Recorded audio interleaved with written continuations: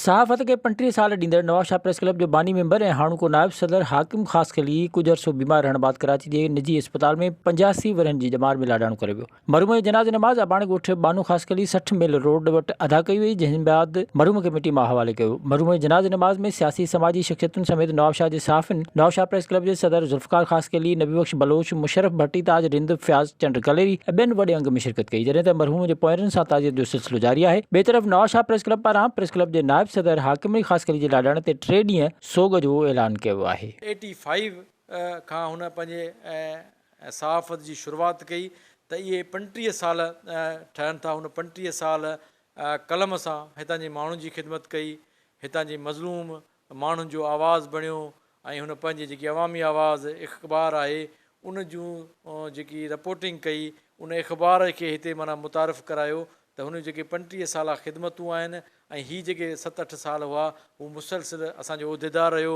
मुंहिंजे बॉडीअ में चईं टेन्यूअर में हू मुंहिंजो उहिदेदार रहियो, त मूंखे फ़ख़ुरु आहे हाकिम साहब जहिड़े दिलेर इंसाननि ते, त हू दिलेर इंसान मूंसां गॾु मुंहिंजे बॉडीअ में बि कमु कयूं ऐं मुंहिंजो हर मुश्किल में हुननि साथ ॾिनो।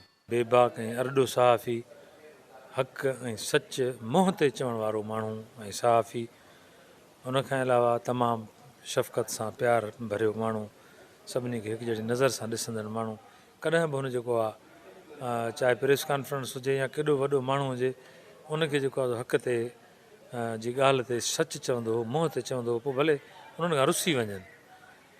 त हिकिड़ो तमामु बेबाक सहाफ़ी जो जेको विछोड़ो आहे, यकीनन असांजे प्रेस क्लब में असांजी सहाफ़त में वॾो ख़ाल आहे जेको काफ़ी अरसे ताईं भरिजी न सघंदो। सहाफ़ती शोबे सां लाॻापियल उन जे काफ़िले जो हिकिड़ो सिपाही हुयो जिन माण्हुनि कॾहिं बि सोन ते सेण न खपाया आहिनि।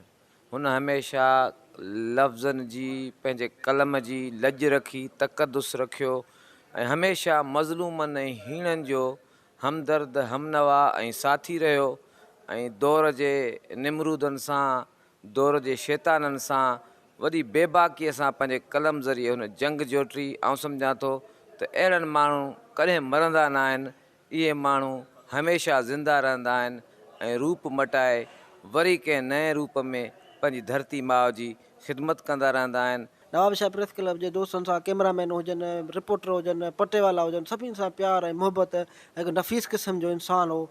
तमामु सुठो वक़्तु हिते पंहिंजो ॾिनई। प्रेस क्लब जे दोस्तनि सां प्यार वंडीदड़ इंसानु हुयो। असां दुआ घुरूं अल्लाह साईं हुनखे जन्नत अल फिरदौस में आला मक़ाम अता फ़रमाए। विज़िट कयो अवामी आवाज़ मीडिया ग्रुप जी वेबसाइट awamiawaz.pk